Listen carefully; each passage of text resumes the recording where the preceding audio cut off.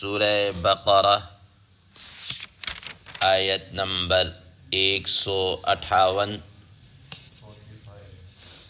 آپ حضرات کے پاس پیج نمبر ہے 45، بالکل آخری لائن ہے۔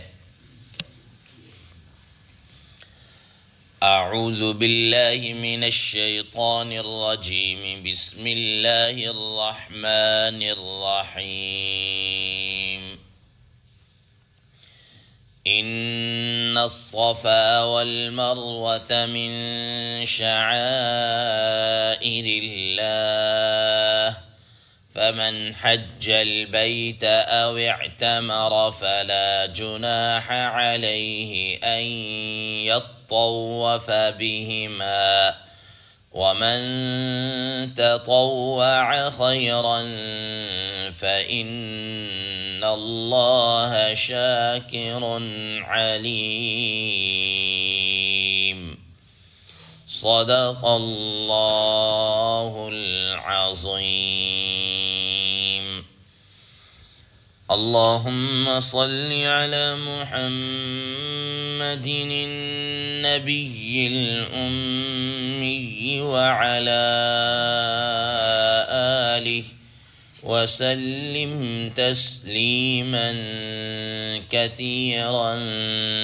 كثيرا۔ محترم سامعین کرام، اس آیت مبارکہ کا ترجمہ اللہ تبارک و تعالی ارشاد فرماتے ہیں، ان الصفا والمروة من شعائر اللہ، بے شک صفا اور مروہ یہ اللہ تعالیٰ کے شعائر میں سے ہیں۔ فمن حج البیت او اعتمر، تو جو شخص بیت اللہ شریف کا حج کرے یا عمرہ کرے،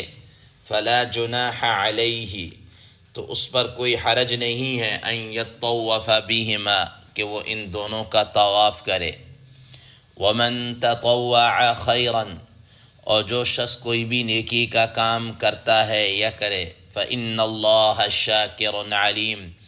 تو بے شک یقیناً اللہ تبارک و تعالی بڑے قدردان ہیں اور خوب جاننے والے ہیں۔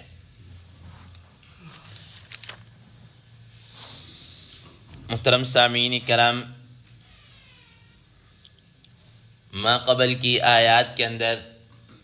حضرت امام شاہ ولی اللہ محدث دہلوی رحمہ اللہ کے بقول تہذیب اخلاق سے متعلق کچھ چیزیں بتائی گئیں۔ ان تہذیب اخلاق کے اصولوں میں سے ایک یہ کہ اللہ تعالیٰ نے اپنے ذکر کرنے کو کہا ہے، شکر کرنے کو کہا ہے، ناشکری سے منع کیا ہے، پھر صبر اور نماز کی تلقین کی، پھر اس کے بعد دعائیہ جملہ، اور اس کے بعد آخر میں ان کی تحقیق کے مطابق کہ تہذیب اخلاق کا ایک اہم اصول تعظیم شعائر اللہ ہے، کہ اللہ تعالیٰ کے جو شعائر ہیں ان کی عظمت، ان کا احترام یہ انسان کے اندر ہونا چاہیے، ان کی عظمت اور ان کا احترام ہونا چاہیے۔ اور دوسرے حضرات مفسرین کرام رحمہ اللہ کے بقول کہ چونکہ اللہ تبارک و تعالی نے حضرت ابراہیم علیہ السلام نے دعا مانگی تھی، وَأَرِنَا مَنَاسِكَنَا وَتُبْ عَلَيْنَا، کہ ہمیں ہمارے مناسک سکھا دیجئے، حج کے مناسک، اور ہمارے اس عمل کو قبول کر لیجئے۔ اور پھر اس کے بعد بیت اللہ شریف کا تذکرہ ہوا، تو اب اسی سے ملتا جلتا ہی بیت اللہ شریف کے اندر جو صفا اور مروہ جو مناسک حج میں سے ادا کیا جاتا ہے اس کا تذکرہ کیا جا رہا ہے۔ تو باہر صورت دونوں صورتوں کے اندر اس کا ماقبل کے ساتھ اس طریقے سے ربط ہو جاتا ہے۔ محترم سامعین کرام، حضرت شاہ ولی اللہ محدث دہلوی رحمہ اللہ کے فلسفے کے مطابق تعظیم شعائر اللہ وہ فرماتے ہیں کہ دیکھیں قرآن مجید میں اللہ تبارک و تعالی نے شعائر اللہ سے متعلق یہ بات ارشاد فرمائی، لا تحلوا شعائر اللہ، کہ اللہ کے جو شعائر ہیں ان کی بے حرمتی نہیں کرنی۔ شعائر دراصل شعیرہ کی جمع ہے، اور شعیرہ کا معنی ہوتا ہے علامت اور نشانی کے۔ شعیرہ کے معنی علامت اور نشانی کے ہیں۔ تو در حقیقت یہ جو چیزیں ہیں یہ اللہ تبارک و تعالی کی یاد اور عظمت کی ایک علامات اور نشانیاں ہیں۔ یہ مقصد نہیں ہے کہ ہم ان چیزوں کی تعظیم کرتے ہیں یا ان کو ہم پوجتے پاڑتے ہیں یا ان کی کوئی ہم عبادت کرتے ہیں. صرف مقصد یہ ہے کہ ان کی نسبت چونکہ اللہ تبارک و تعالیٰ کی طرف ہے، تو جس طرح اللہ تبارک و تعالیٰ عظمت والے ہیں تو ان کی طرف نسبت ہونے کی وجہ سے یہ چیزیں بھی احترام کے قابل ہیں. حضرت شاہ ولی اللہ محدث دہلوی رحمہ اللہ کے بقول کہ سب سے بڑے جو شعائر ہیں ان میں سے اللہ تبارک و تعالیٰ کا قرآن ہے، نبی صلی اللہ علیہ وسلم کی ذات اقدس ہے، بیت اللہ شریف ہے، ٹھیک ہے نا. یہ چیزیں اکبر شعائر میں سے، بڑے شعائر میں سے آتی، اور من جملہ چھوٹے شعائر میں سے باقی اور بہت ساری چیزیں آ جاتی ہیں جن میں یہ صفا ہے، مروہ ہے، آذان ہے، اقامتیں، مسجدیں ہیں اور دیگر جو اسلام کی جو چھوٹی موٹی جو بھی احکامات یا جو یہ سب شعائر کے اندر آ جاتے ہیں. تو ان شعائر شاعرہ کی جمع ہو گئی، تو اس کا مطلب یہ ہے کہ علامت یہ کہ ان کو دیکھ کر اللہ تعالیٰ کی یاد اور علامت اللہ تعالیٰ کی پہچان کیا ہے ہو جاتی ہے. اور قرآن مجید میں اللہ تبارک و تعالیٰ نے انہی شعائر کے متعلق فرمایا وَمَن يُعَظِّمْ شَعَائِرَ اللَّهِ فَإِنَّهَا مِن تَقْوَى الْقُلُوبِ، کہ جو اللہ تبارک و تعالیٰ کے ان شعائر کی تعظیم کرے گا، ان کی عظمت کا خیال رکھے گا، تو وہ در حقیقت یہ دلوں کا تقوی ہے. گویا تعظیم شعائر اللہ، اس سے کیا ہے دلوں کے اندر تقوی آ جاتا ہے. تو بہرحال انہی من جملہ شعائر میں سے صفا اور مروہ ہیں. صفا اور مروہ، محترم سامعین کرام، صفا اور مروہ آپ حضرات کے علم میں ہے کہ یہ دو پہاڑیوں کے نام ہیں جو بیت اللہ شریف کے ساتھ ہی جہاں پر انسان سعی کرنے کے لیے جاتا ہے، یہ وہاں پر دو پہاڑیاں تھیں، لیکن یہ کسی زمانے کے اندر پہاڑیاں تھیں. اب تو ان کا ایک علامت اور ایک نشانی کے طور پر رہ گئی، پتہ چلتا ہے کہ یہاں پر کوئی چیز تھی، ورنہ اب تو جس طرح اس کو چھت بنا دیا گیا اور اکثر حصہ اس کا کیا ہے کاٹ دیا گیا ہے. صفا کا تو پھر کچھ نہ کچھ نمونہ مل جاتا ہے، مروہ کے اندر تو صرف ایک مطلب ہے کہ آپ نے دیکھا ہوگا ہلکی سی کنکریاں سی اوپر بھی کوئی کیمیکل ڈالا ہوا تو پتہ چلتا ہے. تو صفا کا تو پھر پتہ چلتا ہے کہ یہاں پر کوئی پہاڑی تھی، کافی حصہ اس کا کاٹ کر اس کو ہموار اور برابر کر دیا گیا ہے. محترم سامعین کرام، ان صفا اور مروہ کے درمیان حاجی کے لیے بھی اور عمرہ کرنے والوں کے لیے بھی سعی کرنا کیا ہے لازم ہے، سعی کرنا لازم ہے. اب اس آیت کے شان نزول کے متعلق حضرات مفسرین کرام رحمہ اللہ فرماتے ہیں کہ پرانے زمانے کے اندر یہاں پر دو بت رکھے ہوئے تھے، یہاں پر دو بت رکھے تھے. ایک بت کا نام تھا جو صفا پر رکھا تھا، اس کا نام تھا عیصاف، اور ایک مروہ کے اوپر رکھا ہوا تھا، اس کا نام تھا نائلہ. حضرات مفسرین کرام رحمہ اللہ کے بقول کہ یہ دو آدمی تھے جو مشرک تھے، اور انہوں نے بیت اللہ شریف کے اندر رہ کر یہ کیا کہتے ہیں، مرد اور عورت نے بیت اللہ شریف کے اندر ایک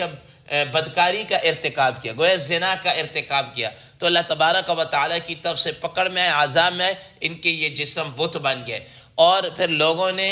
دوسروں کے لیے عبرت کے طور پر باہر رکھے کہ یہ جناب اللہ دیکھنا کہیں اس بیت اللہ شریف کے اندر آ کر کوئی غلط کام یا غلط کاری کا ارتکاب نہیں کرنا، ورنہ بطور عبرت کے ان کو دیکھ لو. تو عبرت کے طور پر رکھے ہوئے تھے. لیکن زمانہ کے گزرنے کے ساتھ ساتھ جیسے ہی ایک نسل ختم ہوتی دوسری آتی ہے تو پھر بتانے والے نہیں رہتے، تو انہوں نے کہا کہ شاید یہ کوئی بہت بڑے ہیں، تو جس طرح بت پرستی کا شروع ان کو بھی اٹھا کر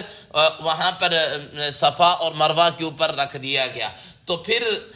زمانہ گزرنے کے ساتھ ساتھ یہ جو مشرکین ہوتے تھے یہ ان کو جا کر ہاتھ لگاتے تھے وہاں پر، یعنی کہ سعی بھی کرنی، آنا جانا بھی، تو وہاں پر اس کو بطور تبرک کے ہاتھ لگایا کرتے تھے. تو اسلام جب آیا اور انہوں نے یہ کیا کہتے ہیں بت وغیرہ ختم کر دیے، تو جو لوگ مسلمان ہوئے تو انہوں نے کہا کہ بھائی ہم تو صفا مروہ پہ اس طرح جاتے تھے کہ وہاں پر ہمیں، اب تو اسلام تو ان چیزوں کی اجازت نہیں دیتا، تو اس کا مطلب یہ ہے کہ ہم نے سعی کے لیے صفا مروہ پہ جانا ہی نہیں ہے، جانا نہیں ہے. تو اللہ تبارک و تعالیٰ نے اس کے جواب میں یہ بات ارشاد فرمایا ان الصفا والمروہ من شعائر اللہ، کہ یہ اللہ تعالیٰ کے شعائر میں سے ہے. اب اس میں چاہیے کہ یہاں پر اب سعی کرنے میں کسی قسم کا کوئی حرج نہیں، وہاں پر سعی کرنے کے لیے جانا چاہیے، سعی کے لیے جانا چاہیے. بعض حضرات مفسرین کرام رحمہ اللہ یہ بھی فرماتے ہیں، جیسے عائشہ صدیقہ رضی اللہ تعالی عنہ کی روایت ہے، وہ فرماتے ہیں کہ مدینہ منورہ سے جو لوگ آیا کرتے تھے ان کا بھی ایک بت تھا منات نام کا یا اس طریقے سے، وہ اس کی تعظیم کیا کرتے تھے اور اس کے نام کا وہ احرام باندھ کر آیا کرتے تھے. تو وہ اس بت کی تعظیم کی وجہ سے یہ جو صفا اور مروہ پر رکھے ہوئے بت تھے ان کے پاس نہیں جایا کرتے تھے، جس کی بدولت وہ بیت اللہ شریف کا طواف کر کے چلے جاتے تھے اور صفا اور مروہ پر نہیں آتے تھے. تو اللہ تبارک و تعالیٰ کے پیغمبر صلی اللہ علیہ وسلم سے کسی نے سوال کیا کہ ہم زمانے جاہلیت میں یوں کیا کرتے تھے، اس طرح کیا کرتے تھے، تو اب ہم وہاں پر جائیں نہ جائیں، اسلام کیا کہتا ہے؟ نبی صلی اللہ تعالیٰ علیہ وسلم نے خاموشی اختیار کی، یہاں تک کہ اللہ تبارک و تعالیٰ کی طرف سے یہ آیت مبارکہ کا نزول ہوا، ان الصفا والمروہ من شعائر اللہ، کہ یہ شعائر اللہ میں سے ہے. یہاں پر اب حاجی یا عمرہ کرنے والے کو چاہیے کہ اس کی کیا کرے؟ سعی کرے. تو چنانچہ بعد میں اس کی یہاں سے بت شت اور سب جیسے بیت اللہ شریف سے اٹھائے گئے، یہاں سے اٹھا کے اب ختم کر دیے گئے. اب لوگ یہاں پر کیا کرتے ہیں؟ سعی کرتے ہیں. محترم سامعین کرام، یہاں کی سعی کہ اس صفا اور مروہ کی یہ جو سعی ہے، جو چکر لگائے جاتے ہیں صفا سے مروہ اور مروہ سے صفا تک، یہ 7 چکر لگائے جاتے ہیں، یہ در حقیقت سیدنا حضرت حاجرہ علیہ السلام کی وہ یادگار ہے جس کا آپ حضرات نے سنا ہوگا کہ جب اللہ تبارک و تعالیٰ کے جلیل القدر نبی حضرت ابراہیم علیہ السلام اپنے لخت جگر اسماعیل اور اپنی زوجہ حضرت حاجرہ علیہ السلام کو جب وہاں پر چھوڑ کر آئے تو ان کے پاس صرف ایک مشکیزہ پانی کا اور چند کھجوریں چھوڑ دی اور اللہ کے حکم سے چھوڑ کر واپس کو آگئے. پیچھے مڑ کر میں دیکھا وہ اماں حاجرہ علیہ السلام پوچھتی رہی کہ آپ ہمیں چھوڑ کر جا رہے ہیں، یہاں کچھ بھی نہیں ہے تو کیوں چھوڑ کے جا رہے ہیں؟ حضرت ابراہیم علیہ السلام نے کوئی جواب نہیں دیا، یہاں تک کہ بار بار پوچھا انہوں نے کہا کہ اللہ تعالیٰ نے آپ کو اس کا حکم نہیں کہا کہ اللہ تعالیٰ کہا کہ بس پھر ہمیں کوئی پرواہ نہیں، اب اللہ تعالیٰ ہمیں ضائع نہیں کریں گے. پھر اس کے بعد جناب وہ جو چند کھجوریں اور پانی تھا وہ ختم ہو گیا. اب بچہ بھی ادھر بلک رہا، تڑپ رہا، پیاسا، خود بھی پیاسی. تو اب یہ جناب ادھر صفا پر جا رہے ہیں، وہاں پر دیکھیں شاید کوئی قافلہ، شاید کوئی لوگ نظر آ جائیں، کوئی پانی کے اثرات نظر آ جائیں، وہاں سے نظر نہیں آتا. پھر نیچے دوڑ کر آتی تو نیچے ڈھلوان ہوتی، پھر دوڑ کر اوپر جناب وہ مروہ پہ جاتی، وہاں پہ اس طرح کوئی 7 مرتبہ انہوں نے یہ 7 مرتبہ چکر لگائے. اللہ تبارک و تعالیٰ کو یہ ادا بڑی پسند آئی تو اللہ تبارک و تعالیٰ نے اس یادگار کے طور پر یہ حاجیوں کے لیے اور عمرہ کرنے والوں کے لیے لازم قرار دے دیا کہ وہ کرتے رہیں گے. لیکن یہ سعی جو ہے، اس سعی کے اندر بھی آپ حضرات جو موجودہ اس زمانے کے اندر اب جو ہے وہ تو سیدھا اب برآمدہ بن گیا بالکل، اور اس کے درمیان بھی جناب وہ سبز رنگ کی لائٹیں، پہلے ستون ہوتے تھے، اب سبز رنگ کی وہ لائٹیں ہیں جو اوپر لگی ہوئی ہیں، جہاں پر حجاج کرام بھی اور سعی کرنے والے بھی وہاں پر نسبتاً تھوڑا سا تیز چلتے ہیں، تھوڑا سا دوڑنے والی کیفیت ہوتی. یہ مقصد نہیں ہوتا کہ فل تیز رفتاری کے ساتھ دوڑا جائے، اس طرح نہیں، نسبتاً جو عام رفتار تھی اس سے تھوڑا سا تیز چلا جائے، وہاں سے تیز دوڑا جائے، ہلکے جیسے بندہ جاگنگ کر رہا ہوتا ہے اس طریقے سے دوڑ کر وہاں سے کیا ہے چلا جائے. اور یہ بھی سنت کس کے لیے؟ اللہ تبارک مردوں کے لیے، عورتوں کے لیے نہیں ہے. حضرات مفسرین کرام رحمہ اللہ فرماتے ہیں کہ اللہ تبارک و تعالیٰ نے عورتوں کی طرح حاجرہ علیہ السلام نے جو کر دیا، اب یہ اللہ تعالیٰ نے مردوں کے لیے کیا ہے کر دیا، عورتوں کے لیے وہاں پر بالکل اپنا اطمینان اور رفتار کے ساتھ ہی کیا ہے چل کر آئیں گے. تو محترم سامعین اسی وجہ فرمایا ان الصفا والمروہ من شعائر اللہ، کہ یہ صفا اور مروہ یہ شعائر اللہ میں سے. فمن حج البیت او اعتمر فلا جناح علیہ ان یطوف بہما، تو جو شخص بیت اللہ شریف کا حج کا ارادہ کرے یا عمرے کا ارادہ کرے تو اس پر کوئی گناہ نہیں کہ ان کا طواف کرے، اس پر گناہ نہیں ان کا طواف کرے، اس کو چاہیے کہ اس کا طواف کرنا چاہیے. حضرت عائشہ صدیقہ رضی اللہ تعالی عنہا کے بھانجے حضرت عبد الرحمن بن ابی بکر یا عبد الرحمن بن نام آتا ہے، بھانجے تھے. انہوں نے کہا، امی عائشہ صدیقہ رضی اللہ تعالی عنہ سے ذکر کیا کہ اللہ تبارک و تعالی نے فرمایا ہے کہ فلا جناح علیہ ان یطوف، جو اس کی سعی نہ کرے اس پر کوئی حرج نہیں. تو اس کا مطلب یہ ہے کہ چاہے کوئی آدمی سعی کرے یا نہ کرے تو کوئی مسئلہ نہیں، کر لیا تب بھی ٹھیک، نہ کیے تب بھی ٹھیک، کیونکہ خود قرآن مجید فلا جناح علیہ. تو حضرت ام عائشہ صدیقہ رضی اللہ تعالیٰ نے فرمایا کہ اے میری بہن کے بیٹے، اے میرے بھانجے، یہ بات نہیں، اگر یہ معاملہ ہوتا تو پھر اللہ تبارک و تعالیٰ ان یطوف بہما کی بجائے اللہ یطوف کہہ دیتے کہ کوئی طواف نہ کرے، طواف نہ کرنے میں کوئی حرج نہیں ہے. تو یہاں پر یہ کہ طواف کرنے کے متعلق بتایا جا رہا ہے کہ یہاں پر اس کا کیا کرنا ہے، طواف کرنا ہے. پھر انہوں نے بتایا کہ زمانے جاہلیت کے اندر کیا تھا اور کس طریقے سے یہ سعی کا ہے. محترم سامعین اکرام، اب یہ سعی جو ہے، یہ سعی آپ حضرات کے علم میں کہ عمرے کا ایک لازمی حصہ ہے. بعض ائمہ کے نزدیک یہ سنت ہے، اور بعض امام شافعی رحمہ اللہ اور امام مالک رحمہ اللہ کے نزدیک یہ فرض ہے، جبکہ فقہائے احناف رحمہ اللہ کے نزدیک یہ سعی کرنا واجب ہے. کہ واجب کا مطلب یہ ہے کہ اگر کوئی کسی سے رہ جاتی ہے تو دم دے گا تو اس کا کوئی نہ کوئی کیا ہے وہ ایک تلافی ہو جائے گی. اور امام شافعی رحمہ اللہ اور دیگر حضرات ان کے نزدیک یہ فرض ہے، اور امام احمد بن حنبل رحمہ اللہ کے نزدیک یہ کیا ہے، یہ سنت ہے، یہ سنت ہے. لیکن بہرحال اگر آدمی جب عمرہ کرنے کے لیے جائے تو عمرہ کے اندر جہاں اس نے بیت اللہ شریف کا طواف کیا ہے اس کے بعد وہ سعی کرے گا. سعی کرنے کے بعد جناب اعلیٰ وہ کیا اپنے بال کٹوا کر عمرے سے کیا حلال ہوگا. اگر نہیں کٹے گا تو اس کے اوپر یہ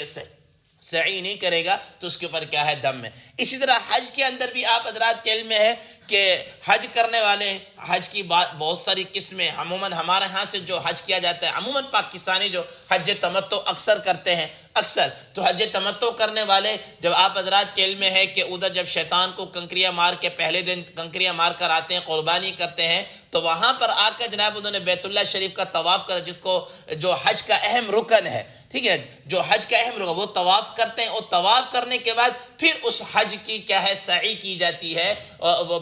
سعی کے وہ 7 چکر لگائے جاتے ہیں. تو یہ حج کے اندر بھی لازمی حصہ ہے اور عمرے کا بھی کیا ہے، لازمی حصہ ہے. تو فرمایا کہ فمن حج البیت او اعتمر فلا جناح علیہ ان یطوف بہما ومن تطوع خیرا فإن اللہ شاکر علیم. اور یاد رکھیے گا، جو آدمی نیکی کرتا ہے، کسی طرح کی بھی نیکی کرتا ہے، اللہ تبارک و تعالیٰ اس نیکی کے شاکرون، بڑے قدردان ہیں. حضرات مفسرین کرام رحمہ اللہ فرماتے ہیں کہ ایک شکر کی نسبت انسان کی طرف ہوتی ہے کہ وہ ہم اللہ تعالیٰ کا شکر ادا کرتے ہیں اس کی نعمتوں کا، اور ایک شکر کی نسبت اللہ تعالیٰ کی طرف سے ہوتی ہے، اللہ تعالیٰ کی طرف ہوتی ہے. تو اللہ تعالیٰ کی طرف جب شاکر کا لفظ آ جائے تو اس کا مطلب یہ ہے کہ اللہ تبارک ہماری اس نیکی کا، باوجود ہے کہ وہ چھوٹی سی نیکی ہوتی ہے، اللہ تعالیٰ اس میں بڑے قدر. کوئی آدمی اخلاص کے ساتھ چھوٹی سی بھی نیکی کر لینا تو اللہ تعالیٰ اس کے ہاں بہت بڑا کیا ہے اجر دیتے ہیں. آپ حضرات نے کئی مرتبہ سنا حدیث مبارکہ میں، جس کا مفہوم یہ ہے کہ کوئی آدمی اخلاص کے ساتھ اللہ تعالیٰ کی راہ میں